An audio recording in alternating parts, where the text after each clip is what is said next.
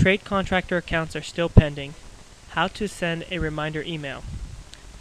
Some trade contractors are hesitant to activate a Build-A-Helper account if they have never heard of the program or think that opening an account means incurred costs. Remember, a basic account is free for trades. A reminder email can be resent to the pending trade contractors to open their free personal account.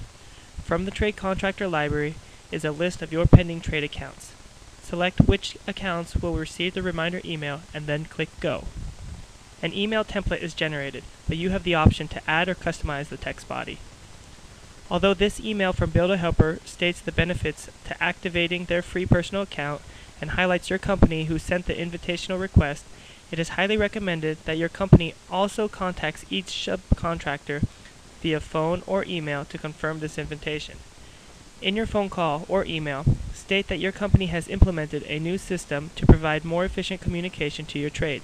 Remind them that the program is free and list the benefits to perform online estimates, submit bids, and 24/7 accessibility.